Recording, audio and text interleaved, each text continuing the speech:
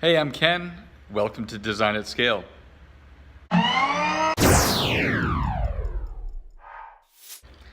you ever needed to have a tripod connector for your phone? I do, because I record with my phone. I record for Design at Scale with my phone, and I record for Adventures from the Space Twinkie with my phone.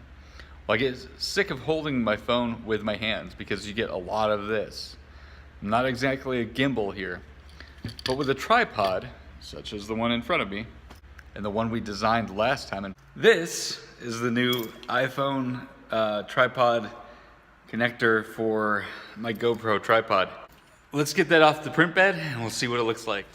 All right, as you can see, there's a whole bunch of little supports in there because of the way I had to print this. Those supports were needed. That is the easiest I've ever gotten anything off of a print bed. All right, let's get this guy cleaned up. It should be pretty good. And then we'll run and see if that connects to my tripod and if it holds my phone. All right, so it's a little bit cleaned up. You can see where the phone sits in here. You can see where the three prongs are. Maybe.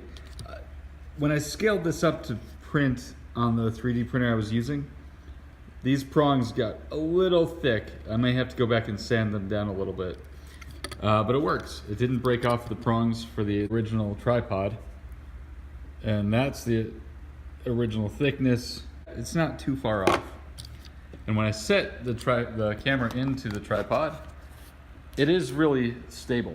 As you can see, it's being held there. And just in case anything might knock it off from whatever it's being held on, I have these rubber bands to hold my phone on. I'll put rubber bands into this slot too.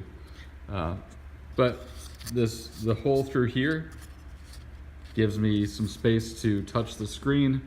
Initially this was going to be the backing, and that would have held the back of the phone. But I like this being the front, so I can actually have access to my screen, whereas this was supposed to initially be the front. That doesn't allow me any access. So I have more control by keeping the camera on this side. So from paper to 3D modeling, this is what you get within a week, only because I haven't worked on it very often. In real time, the amount of time I worked on this was like maybe 4 hours. So within 4 hours, I can go from a sketch of what I need for my tripod holder to a 3D printed tripod holder, the real thing. Like, this baby is pretty rugged. You too can do the same thing. So if you're tired of holding your phone with your hand to record, or you're tired of your camera person holding their phone with their hands, maybe it's time to 3D model yourself a tripod holder. It worked. I'm completely hands-free. My phone is now sitting on my tripod holder, which is really exciting because now I can be hands-free while teaching you how to build things here on Design at Scale.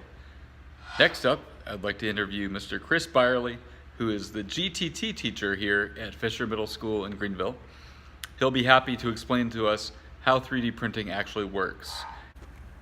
I'll put this model up on the website, so in case you have the kind of phone that I do, it's the logo is a piece of fruit with a bite out of it, and it goes onto the tripod for a little rectangular prism camera.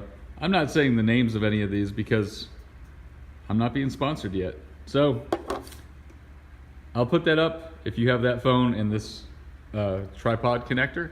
If you don't have that phone and tripod connector, I am thinking about just making a whole bunch of these kind of holders with various connectors. So we'll see how that works. Or you can have the model and you can modify it to whatever you need. It's not too hard. Stay tuned for an awesome interview with Chris Beyerle.